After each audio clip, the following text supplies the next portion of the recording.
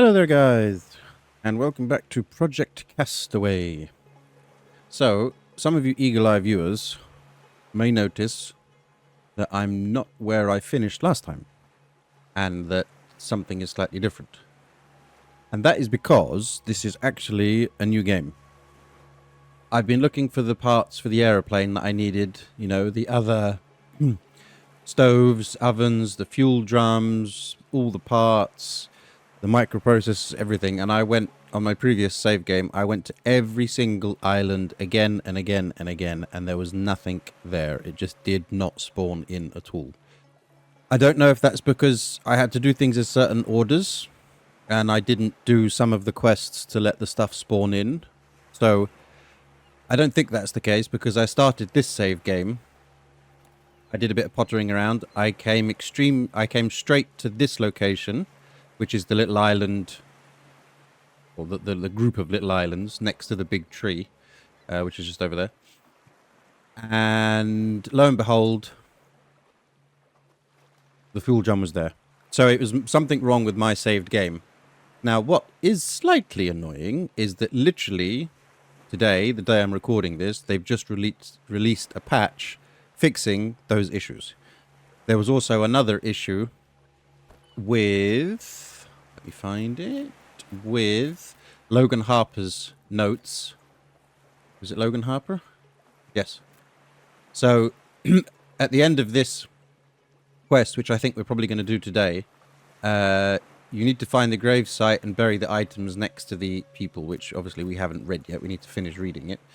And there was a bug that if your backpack was full and you picked up the quest item, it would disappear. It wouldn't go in your backpack, it would disappear, and it wouldn't respawn.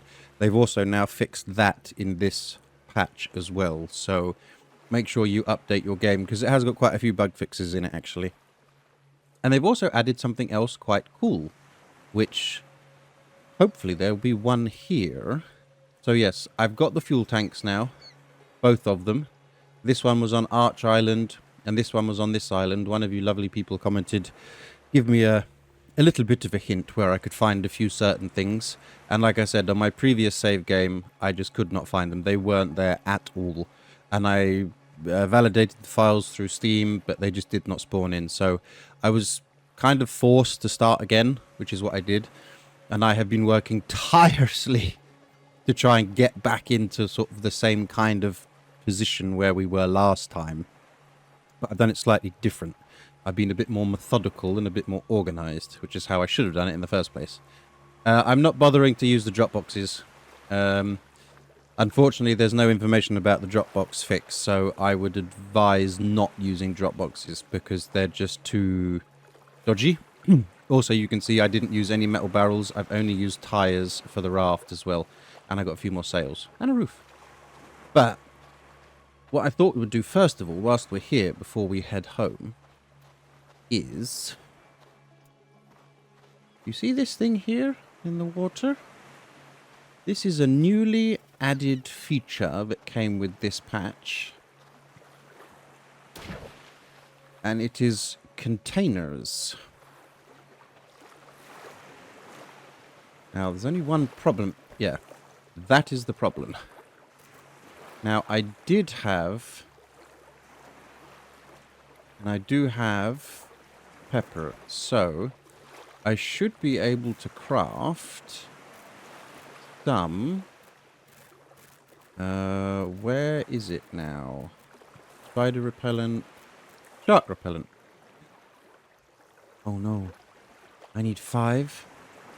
Oh shit, and I've only got 1, 2, 3, 4. Oh no. Okay, I was hoping to craft the shark repellent, but I can't. So, we're going to have to kill it. Apparently, again, in this patch, you now have a time window when... Actually, wait. Wait. Let's be smart about this. Yeah, there's a timed window now that when you kill a shark, they will not respawn automatically. So you actually have a bit of a window to do some searching underwater before they spawn on you again. I cannot tell you how relieved I was when I found these on their locations. Oh my god. On that previous save game, I was getting really frustrated, I have to say. And that's what made me start a new one, because I would like to finish it. Because I am very much enjoying this game. It's got its bugs, it's got its little foibles, but you know, all games have. You're very tired, you need to sleep. Well, sleep will have to wait. I just wish... Come on. There we go. I wish they would sort of fix the drop boxes quite quickly. Maybe make them a bit taller. Instead of one log, make 2 logs. So things don't bounce out of them so easily. Because... I'll tell you, the amount of trips I've done back and forth, filling up my backpack. Oh boy. Took a long time to get where we currently are again, which is, like I said, kind of where we were on the previous episode with the previous save. I have been working tirelessly to get back up to that point again. And obviously we'll head back home in just a momento, but I want to check out these containers, because they contain things. And I want to know what things are contained in them. Right. And if we're lucky... okay, let's try and get a little bit closer. There we go. Can we...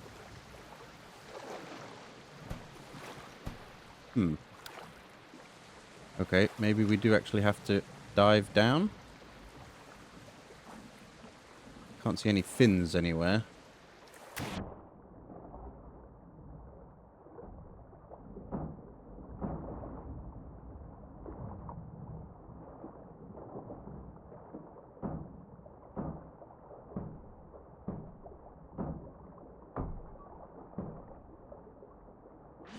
Okay, you got to get the locks.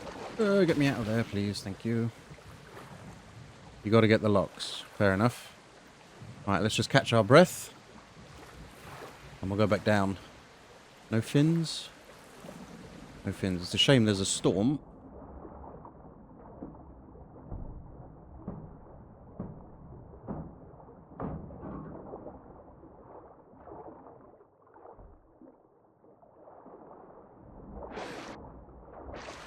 Okay. Come on. I have a package. Can you do anything with said package? Ah. That's clever. Right. Hold your breath.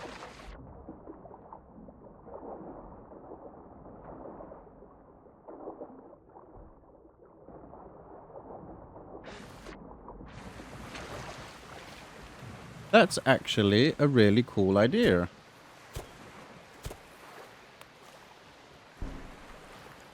Because these things are actually shipped in containers, in boxes.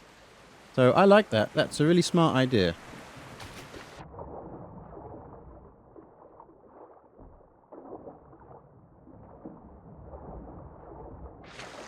And this is a big package. It's a shame there's a storm and the light has gone right when I'm trying to show everybody this. Oh, look, a damaged air conditioner. Right, let's go and get the last 2.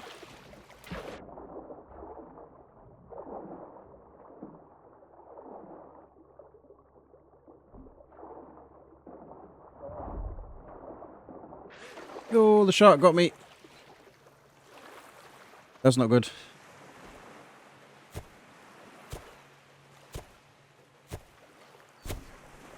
Broken. Oh, you bastard.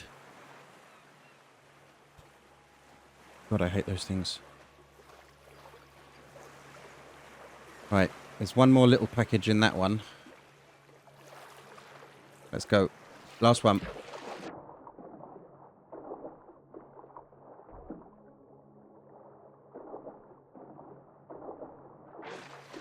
Okay, there's 2 more little packages in that one.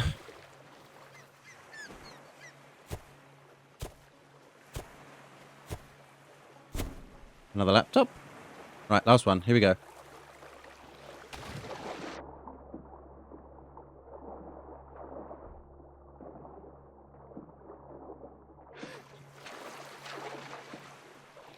That's a really cool idea. I like that. It helps you out with the stuff that you certainly, well, are unable to find. What's this? Thermostat. Yay. Right. Let's break these down. Whoops. Break these down. Yeah, circuit boards, microprocessors, power cells. I've collected a lot of stuff already, as I said. I'm just trying to get the... Oh, no space. Hang on. Let's get rid of the Kofi. I don't necessarily need the Kofi right now. And I didn't mean to pick up the glass either. Can we get rid of something else? Bone shard. There we go. Right. That's there. It is late, so let's sleep. Plus, I'm very tired before we head home. I'm also going to take the fuel barrels back with me. Maybe I should bring the raft back round again. Hang on. Yeah, let's go and bring the raft. Let's go and bring the raft back round. All right, quickly. Come on, come on, come on, come on. Oh, I saw him. Get me on, get me on.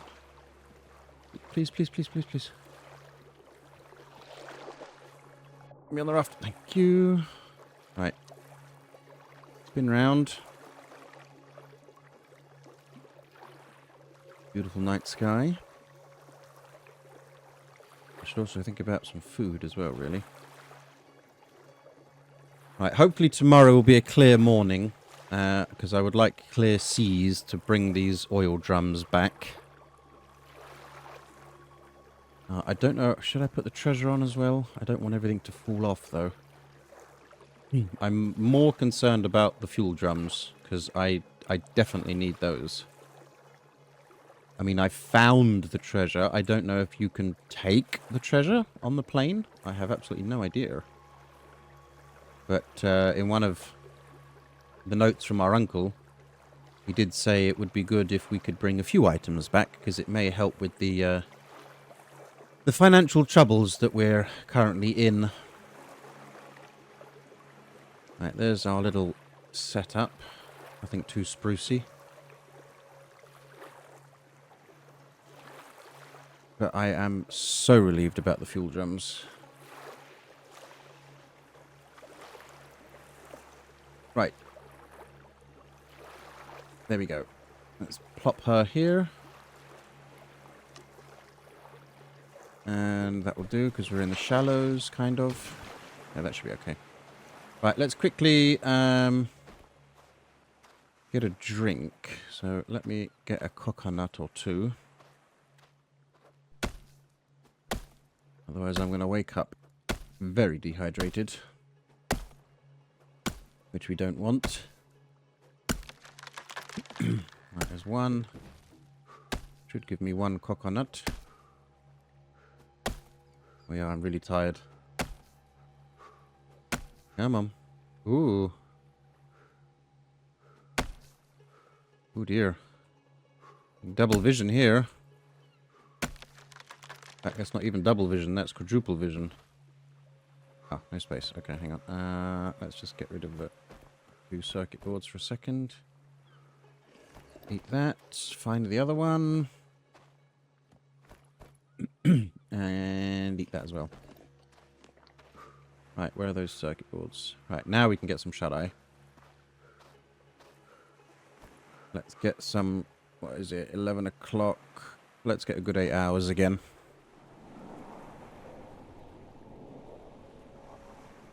I always try and get 8 hours at least. There we go, 7:55. Look at that.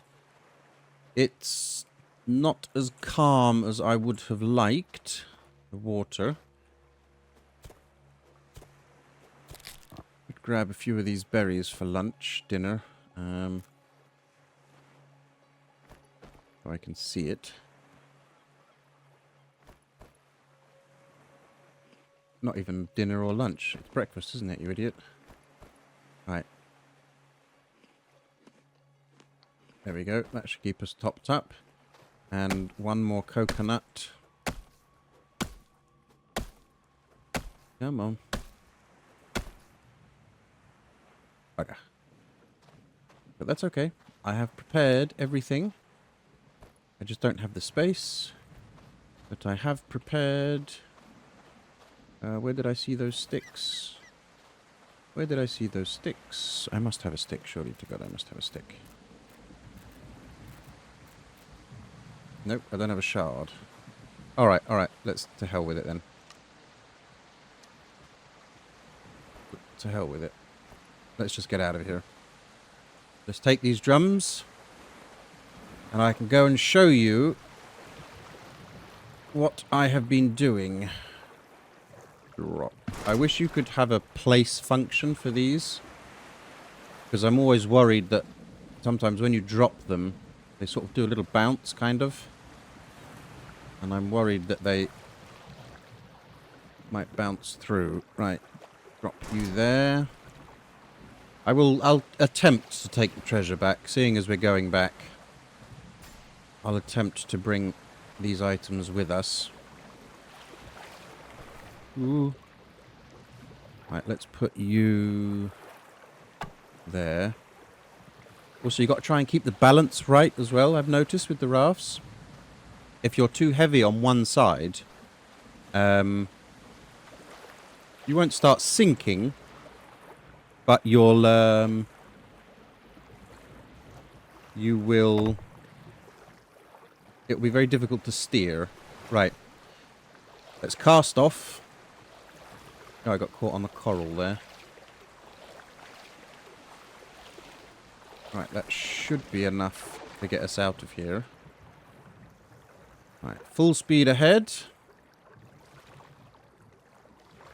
I just saw that. Yeah, no. Okay. Wait. Oh, to hell with it. I couldn't do it fast enough. See what I mean? They should definitely do something about that. At least these are in front of me so I can see them. And what I tend to do is just sort of point in the direction I want to go. And then if I see anything moving, I can quickly grab it and replace it. But we basically need to go back to the radio island, so it's going to be behind this one. Yeah, it's not as calm as I would have liked, I have to say. It would have been nicer if it was a bit calmer. But see, they ever so slightly, they sort of jerk. And see, if you get hit with a big wave, like that you just saw, it knocks it off. And you see what I mean about it? I was in that direction and now I'm going this way. That's because this is one-sided too heavy. So let's just correct that. Right, so welcome to our new home, ladies and gents. Come on, a little bit further, and there we go. Hit the deck. Close these down. Grab the treasure. Just plop that there. Grab this, get that off of the boat and to safety, or the raft, I should say. Oh, it stood up that time. Not that time. So, yeah. This is it. This is our new home.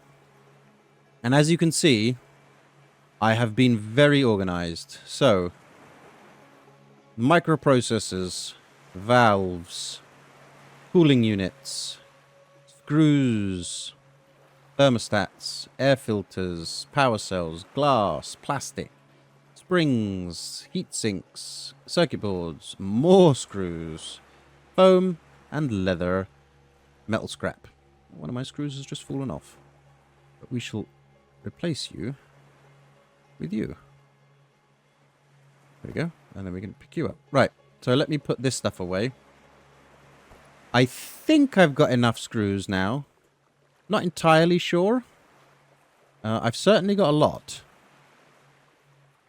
I know that much. And now circuit boards. Thermostat goes over here. Heatsink. Microprocessors. Oh, because you're going to flip over, aren't you? Yes, there you go. They sort of dance in the wind, those things. Oh, we've got some more stuff here. Hang on. What we got? What we got? What we got? We got some power cells. And we've got some more circuit boards. There we go. 1, 2. We've got a bottled note and stuff. So these things, if you're wondering what these are for a different quest. They're for a different quest. What I do need to do is get myself my axe back. I don't have a small stick, but I do have you that I can break up. Actually, do I have a stone axe here? Yes, there we go. Right, smash that down. And let's build a bronze one. Let's put this one back. See, I'm trying to be organized. And let's take this one. Right, let's have a drink, because I'm going to die in a minute. Nice good sip of that. And, ooh, rotten meat, okay. Need to get rid of that. And that's rotten fish, I'm assuming. Yes, that's gone rotten as well. Okay. Let's get rid of the rotten stuff, because we do not want to eat that. Cooked meat we can eat. Oh, I need to put the peppers away. There we go. I've already got a few peppers here, look. But I've been collecting these for the shark repellent. So I need some more cacao. Right. And the other thing I need to show you very quickly is I've just done a little roof. And this is where we have our current... Hello. Our current treasure. I found this ruby as well. That was on the branch on the Wilson Island. Yes, that was on the Wilson Island where we found Wilson. And the lantern, which is just over there. And obviously I do have Wilson back with us, guarding us, protecting us. So we can add this to our collection. Unfortunately, I lost the other one.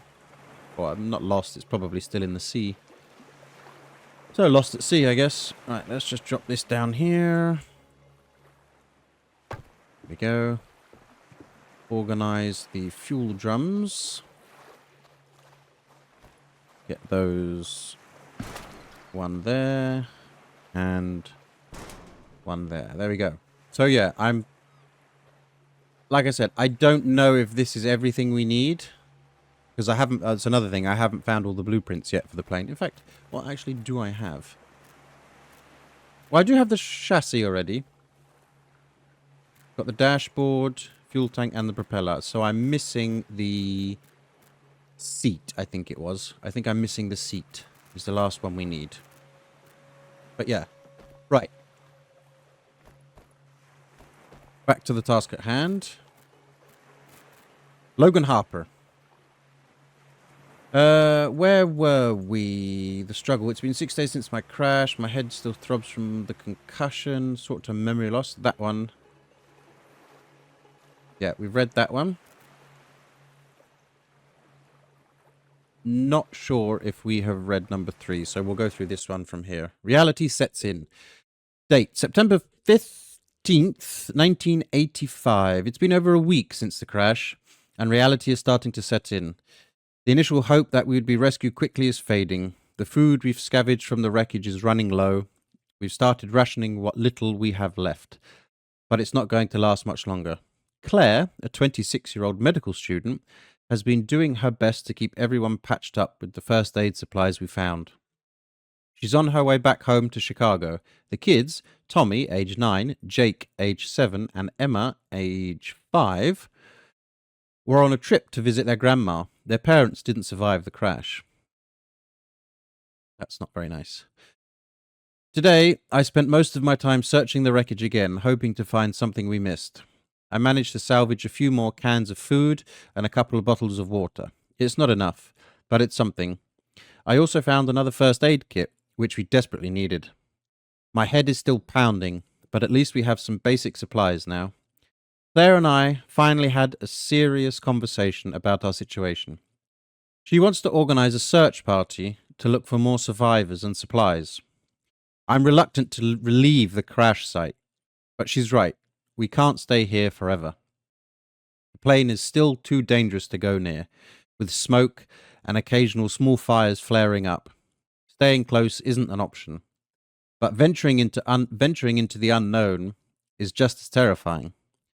The kids have started crying again, their initial shock giving way to fear and hunger. Every little sound sets them off at night, making it hard for any of us to sleep.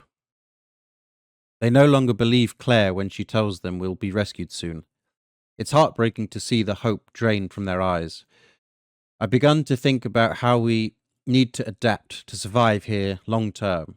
The idea of building a more permanent shelter and finding sustainable food sources is becoming more urgent.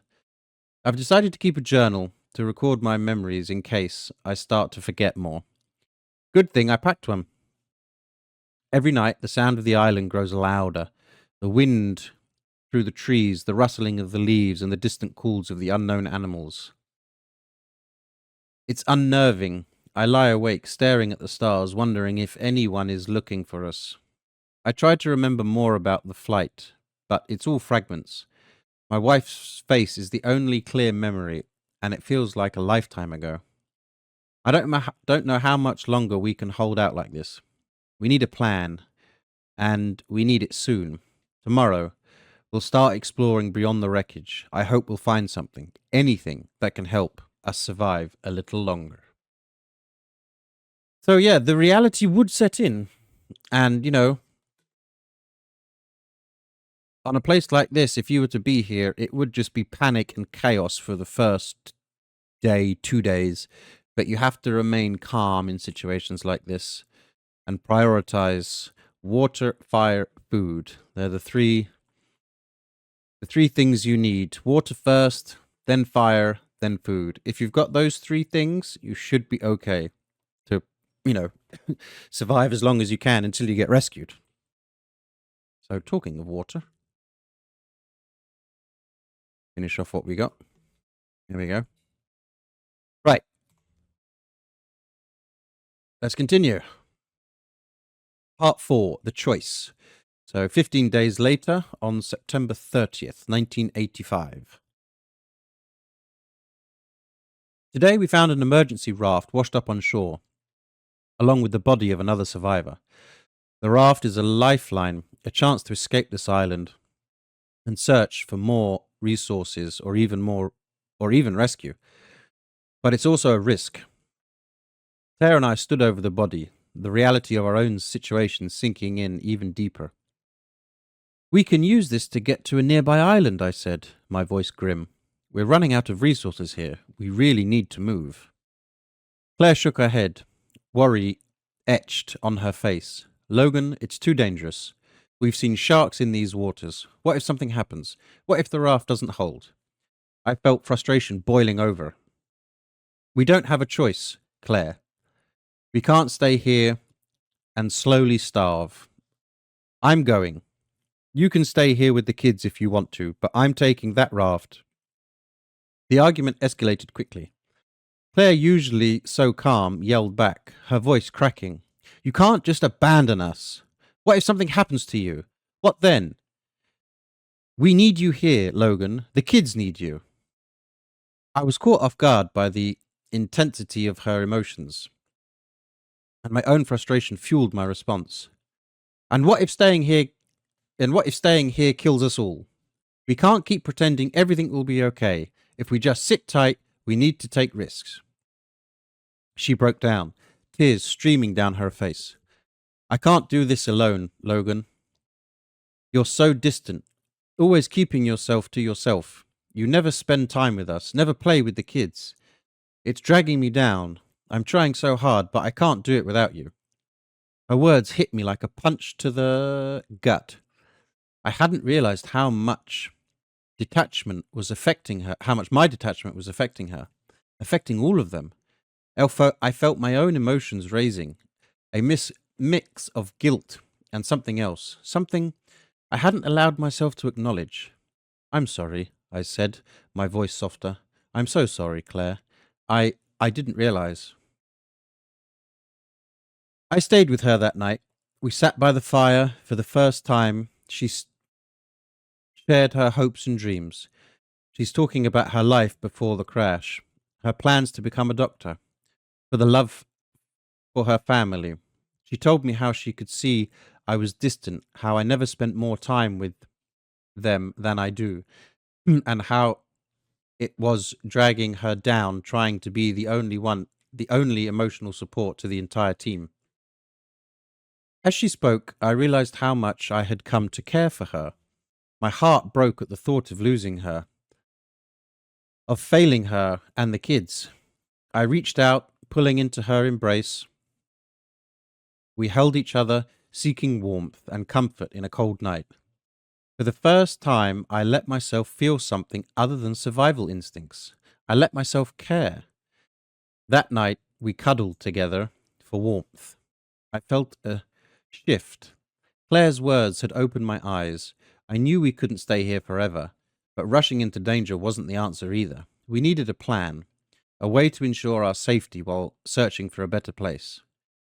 Tomorrow, we'll reassess. We'll find a way to make this work together, because in this nightmare, the only thing keeping me grounded, they're the only thing keeping me grounded, and I can't lose them. And that scared me the most. So they're basically falling in love, really. I mean, Claire's there talking about how he's never there for the kids, but they're not his kids. She's obviously taken up a motherly position and is trying to support the kids. But, they're not our kids. We've got our own wife back wherever. Or not we. Logan's got his own wife wherever he's from. But yeah, she's... They're beginning to fall in love with one another by the looks of it. I'm cold. I need warmth. Because I got caught out in that storm. Also very tired again. Right. And it's also getting dark. So, let's get an early night. Let's get a good 12 hours. Yeah, that's what we want. A good 12 hours.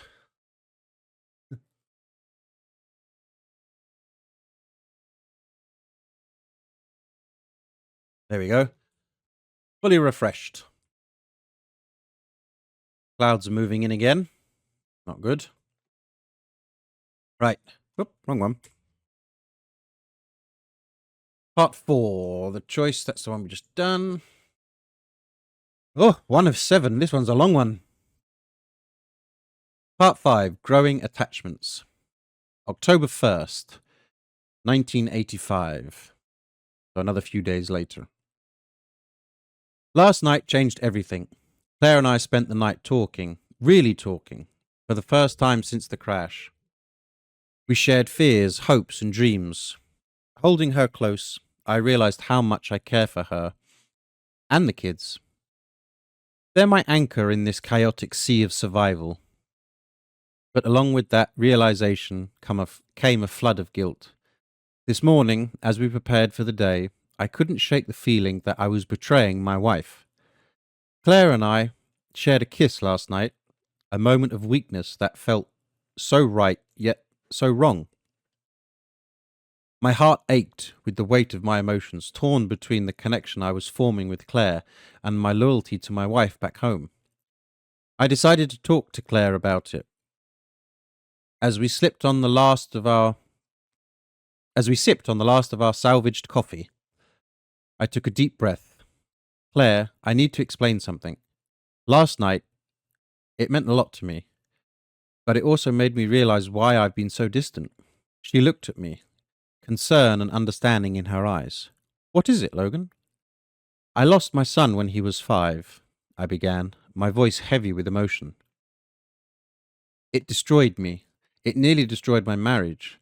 My wife and I, we almost didn't recover from it. But we did, eventually. We became closer than ever. But the fear of losing another child, of feeling that pain again, has been too much. That's why I've been keeping my distance from you, and the kids. Claire's eyes filled with tears as she listened. Logan, I'm so sorry. I had no idea. I know, I said, feeling the sting of my own words. That's why I think it's wrong of us to get close. I care about you, Claire, more than I should. But I have a family back home, a wife who's waiting for me. I can't betray her. Her heart broke in front of me. I could see the pain in her eyes, the tears she fought to hold back. I understand, she whispered, her voice cracking, but it doesn't make it any easier. We spent the rest of the day preparing for our journey to the nearby island. I fortified the raft, making sure it was seaworthy as possible. Claire took stock of our remaining supplies and tended to the kids, Emma, Jake, and Tommy. Seemed to be more at ease seeing us working together, but there was a palpable tension in the air. As the sun began to set, we gathered round the fire. Claire and I explained our plan to the kids. We're going to explore a nearby island, I told them. It might be dangerous, but we'll be careful. We need to find more food and water, and maybe we'll find a better place to stay. The kids listened quietly. Emma, the oldest, looked at me with a seriousness that belayed her years. Will we come back? She asked. Yes, Claire assured her. We're just going to explore. We'll be back before you know it. That night, as we lay in our makeshift shelter, Claire reached out and took my hand. Thank you, she whispered, for staying, for understanding. I squeezed her hand gently, my heart heavy with the weight of my decision. We're in this together. We'll find a way to make it. As I drifted off to sleep, I thought about the journey ahead, the unknown waters, the potential danger. But for the first time, since the crash, I felt a glimmer of hope. We had a plan. We had each other. Tomorrow we'll set out. We'll scout the nearby island and come back with what we need. It's a risk, but it's a calculated one. And with Claire by my side, I know we can face whatever comes our way. But deep down, I knew that I had prioritized getting back to my family. My wife needed me, and I had to find a way to return to her, no matter the cost. It was a harsh reality, but one I couldn't ignore. So as I said, they're basically falling in love with one another. Harper knows that he has a wife and, he's got his own family back home. Claire, we don't know if she has a family. I'm assuming she does. 26-year-old medical student. But yeah, in situations like these, you do need to stick together. Fighting and quabbling over certain things is not going to help anyone at all in situations like this. You really need to stick together and become a team and work as a team to get out of situations like this. That one person, you've all seen the movies, the one person who goes off on his own, I can do it, I'm better than you, blah, blah, blah, he always dies first. Always dies first. Gets eaten by a shark or eaten by an octopus, stung by a scorpion and just lies in a bush and dies. So you do need to stick together. Right, how much is left? Part 6. Oh, another 7. Okay. Emma's Smile, October 15th. So again, another 15 days. Time has changed us all. We've adapted, moving from island to island, scavenging supplies and learning the lay of this strange land. We've managed to build up a decent stockpile of food and water. For now, at least we're surviving. Emma, now 5, has a way of reminding me of my own son. Her curiosity, her innocent questions, and the way her eyes light up when she discovers something new. It's like a mirror to the past. Tommy, at 9, and Jake, at 7, have taken on more responsibilities. They're growing up faster than any child should have to. The islands are strange, though. Supplies and tools vanish without explanation. The kids have started having nightmares, waking up in the middle of the night, screaming about shadows and voices. I've heard them too. Claire tries to reassure everyone, but I can see the fear in her eyes. We've noticed several wrecks scattered around, but they're often too dangerous to explore. The last time I tried diving to one, a shark nearly took my leg. It's a constant reminder of how precious our situation is. We can't leave the kids alone for too long, and the risks are too high.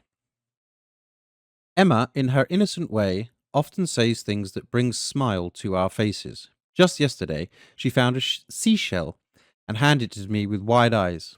Logan, will this shell bring us good luck? Her hopeful expression melted my heart. Maybe it will, Emma, I replied, ruffing her hair. Maybe it will. Despite everything, her presence is a balm. She reminds me of my own son, and it's both a comfort and a source of guilt. The memory of my son's death and the near destruction of my marriage haunt me. It took years for my wife and me to build up our relationship, and now, here I am, torn between the family I lost and the makeshift one I'm trying to protect. But tonight, something happened that brought all of those emotions crashing back. We're sitting around the fire and Emma slipped up. She called me Dad. The words hit me like a punch to the gut, and all the buried pain and guilt surged to the surface. I'm not your dad, I snapped, my voice harsher than I intended. Don't call me that. I'm not your father. Emma's face crumped in hurt and confusion. Before I could react, Claire was on her feet, anger blazing her eyes. Logan, how could you? She's just a child. She looks up to you. Emma ran off into the darkness, her small figure disappearing into the night. Panic surged through me, cutting through the haze of anger and guilt. I stood up and my heart pounded. Emma, come back! Claire and I grabbed torches and set off after her, the fear of losing her in the dark gnawing at me. The jungle around us was thick and menacing, every shadow a potential threat. Claire's anger rebucks echoed in my mind as we searched for her. Her words a constant reminder of my failure. Emma, where are you? Claire's voice was strained with worry. As we moved deeper into the jungle, the sounds grew eerie. Every rustle of leaf, every snap of a twig set my nerves on edge. Then we heard it, a low, menacing growl. My blood ran cold. We found Emma huddled under a tree, but before we could reach her, a pair of Komodo dragons emerged from the shadows, their eyes glinting in torchlight. I grabbed the nearest weapon, a makeshift spear, and charged at the beast. Rage and fear fueled my every step. Emma, run! I shouted, but she was frozen in terror. Ooh, that's not good. That's not good at all. Part 7, Despair. November 1st. Oh, so a bit further on, actually. The following is a blur. I'm trying to recount the details of this painful memory as best as I can. Claire and I were searching frantically for Emma in the dark. The jungle around us, thick and menacing. The sounds grew eerie with every step. Then we heard it, a low, menacing growl. My blood ran cold. We found Emma huddled under a tree, but before we could reach her, a pair of Komodo dragons emerged from the shadows, their eyes glinting in the torchlight. Okay, so this is kind of the beginning. Makeshift spear and charged at the beast. Rage and fear fueled my step. I drove the spear into the first dragon, but it barely slowed down. The second one lunged at Emma with a primal roar. I tackled it using every ounce of my strength to wrestle it away from her. The beast bit into my arm. Ooh, pain searing through me. But I didn't care. I couldn't let it take her. I drove the spear into its side repeatedly until it finally collapsed. But it was too late. Emma lay motionless, her small body battered and bleeding. Claire refused to side, her sobs tearing through the silence.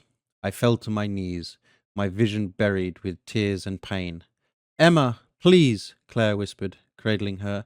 Stay with us, please. but there was no response. Emma was gone.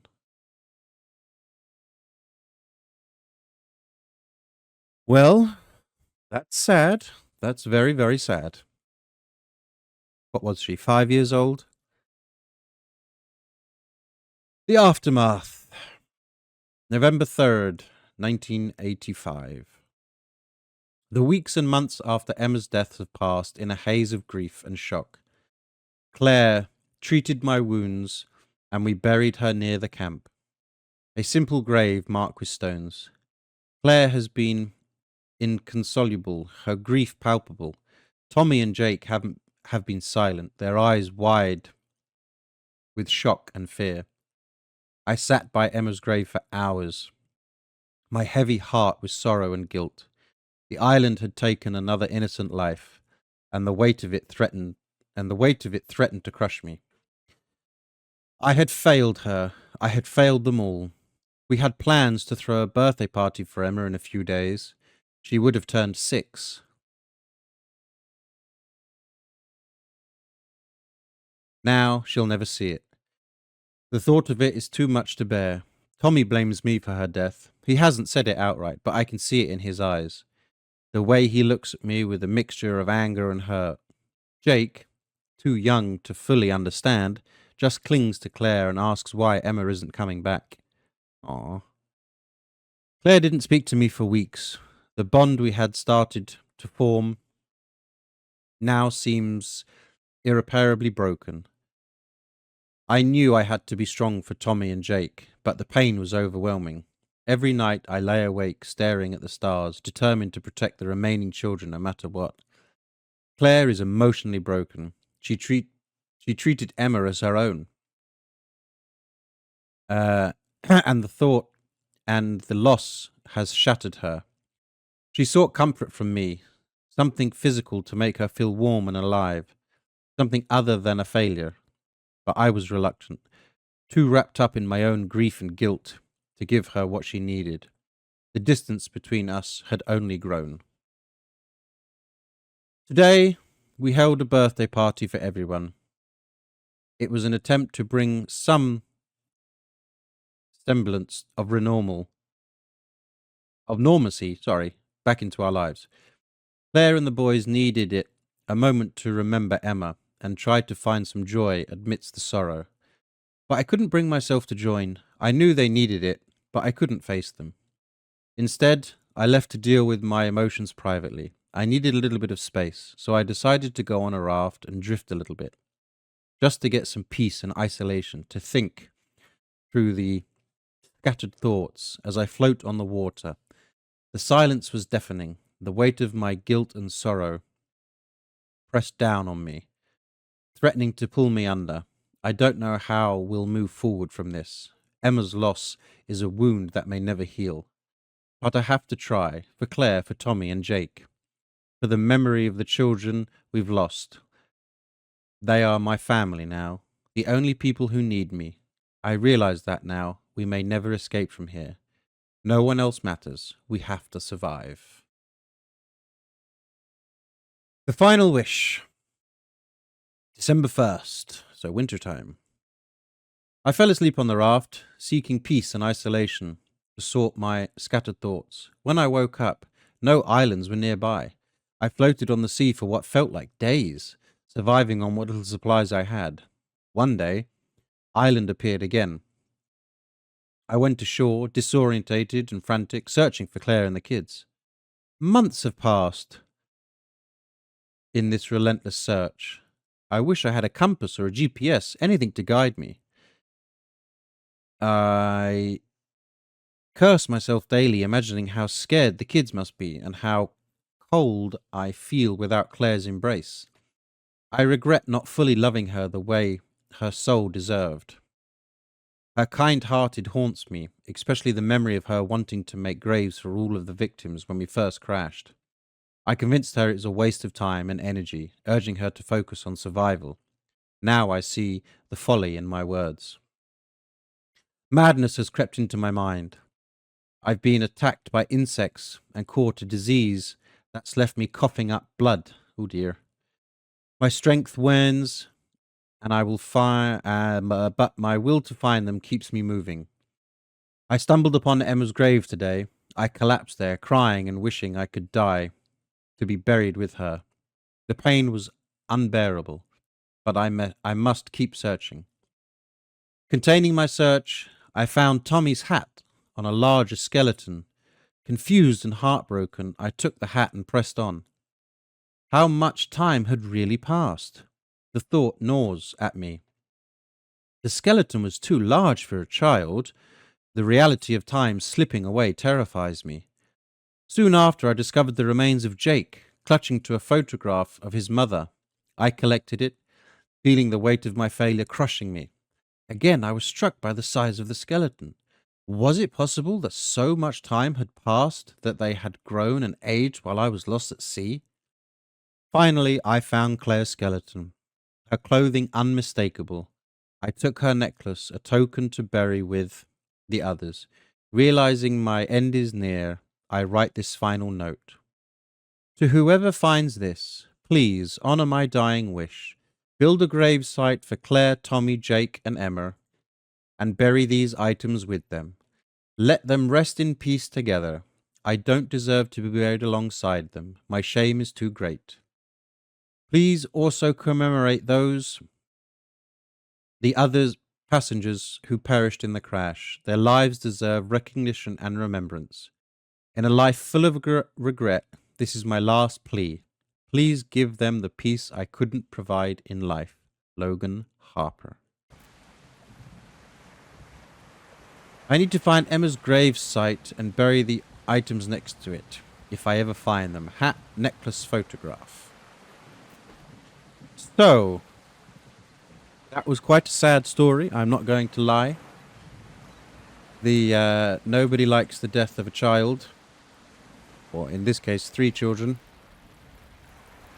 But it's interesting about the time in a place like this where you've got no watch, you've got no compass, you've got no nothing. You really do lose track of the time. The days just sort of melt into one another and you really don't know how long you're here. I don't think he was there for years. We don't know, but he said he had basic supplies on the raft he was on out at sea, so he obviously couldn't have been there for too long if he only had basic supplies. But yeah. So that is Logan Harper's story. All we need to do now is get these items, find the graves, and bury them. And that is what we're going to do in the morning. Because I know where they are. I know where the graves are. So it shouldn't take us too long. So I'm going to sleep. And I will see you guys back over on Plane Crash Island, where we need to finish the final wish of Logan Harper.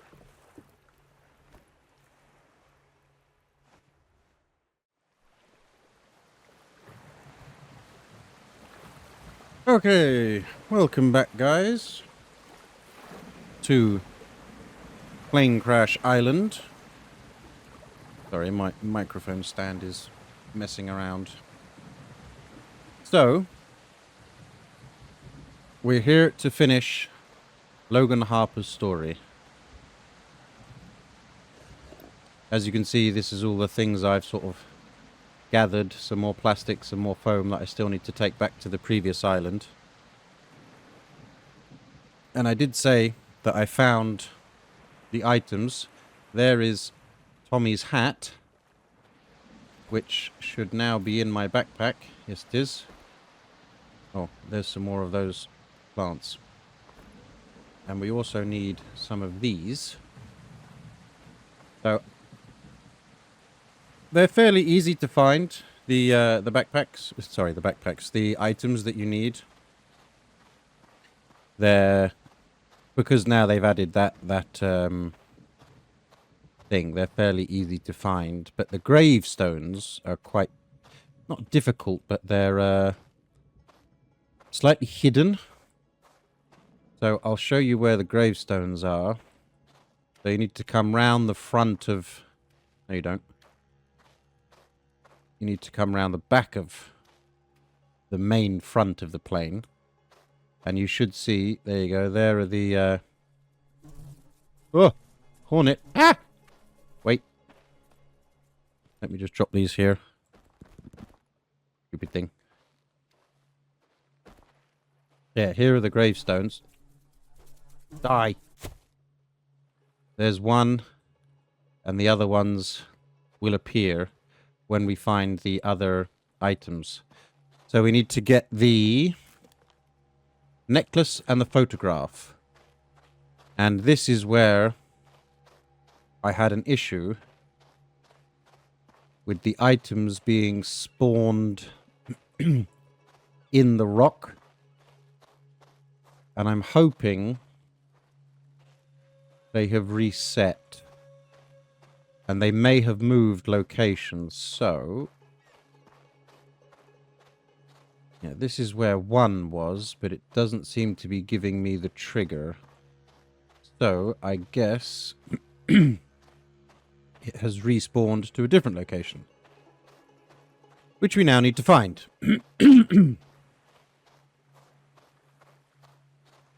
And the other spawn location, one of them is on the beach. I just need to wait for the trigger to appear.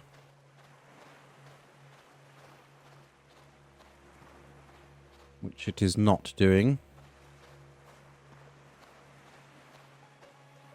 Why is it not appearing?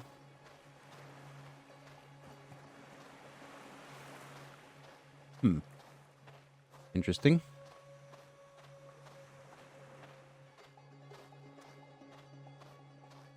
So then they have moved the spawn point completely. Tommy's hat I found here. This is where... Ah, there we go. This is where Tommy's hat was.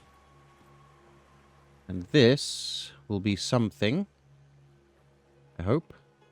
There's the necklace. And now we just need the final photograph. Which does have a possibility to spawn inland.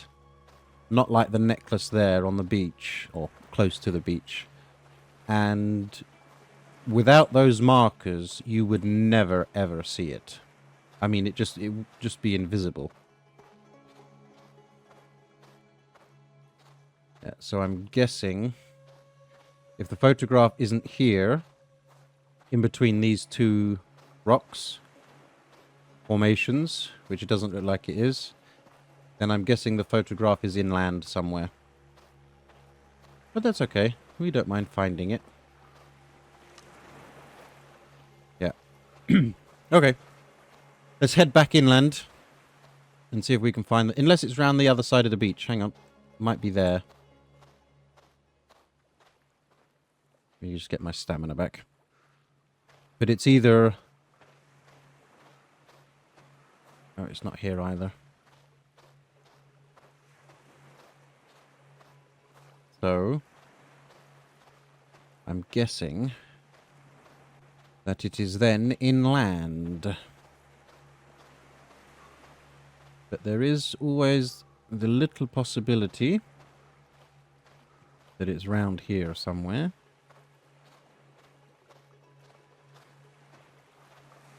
But it doesn't look to be the case today.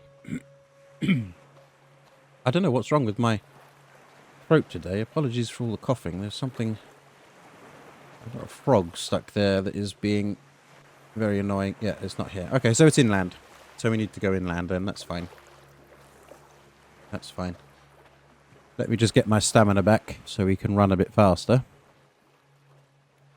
And then we just need to search for it. Right, there we go. My stamina's back. And then that will be one quest completed, I hope. Unless it comes up saying, oh, you also need to do this.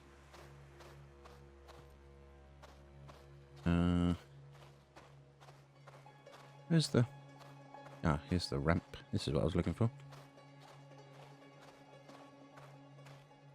So it's just a case of sort of running around. I've obviously taken out all of the threats. There is a jaguar that patrols this plane. And there's also 2 Komodos as well. which you need to be wary of. So, what would be nice is if the items were actually on the skeletons. If the skeletons were still there, or remnants of them, you know, maybe just like a femur sticking out from the sand or something like that, which had the hat on it, so you knew where the kids were. Although, I suppose that's why we have the graves. So where is this photograph? Just waiting for the marker to appear. Ooh. This is where it was on the previous save. It was telling me it was in this rock, but I couldn't get to it, obviously, being in a rock. So, where is it, I wonder? Up by the big tree, maybe? Obviously. Okay, I got no stamina. I'm always foiled by stamina. Nope, stick. Nope, I don't guess it's up here. Otherwise we would have got a marker. Okay. So then I don't know the location of this photograph. So, let me find it. Because it's going to be a bit boring for you guys just watching me run around the jungle. Let me find it, and I will bring you back when I have found the location. I am surprised that a marker hasn't appeared, I have to say. Ooh, don't fall down there, break my legs. It is a bit strange. I thought that was a cave when I first saw that. Something is running behind me and I don't like it.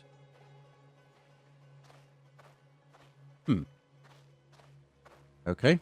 Alright, I'll keep hunting for this. And I'll bring you guys back when I find it.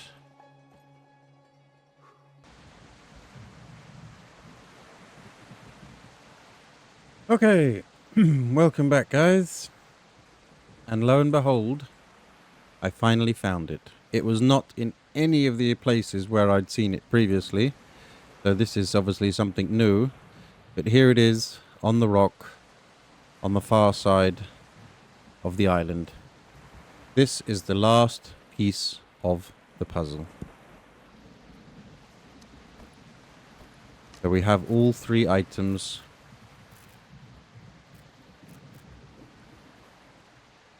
Yes. And the photograph. I need to build the graves so I can bury each of the items and lay them to rest.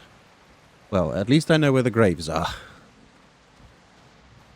That was a bit of a witch hunt, I have to say. Ooh.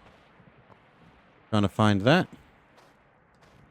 That was a bit of a witch hunt, but thank God that I found it and it wasn't spawned in a rock, so we can now finally finish Logan Harper's quest.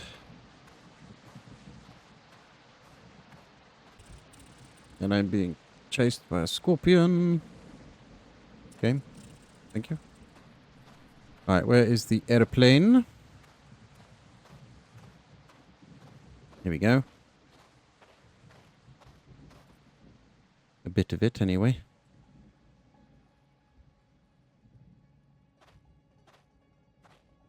Yeah, Mum, you can do it. Right, and the graves, there we go. Now they appear, look. One more stone.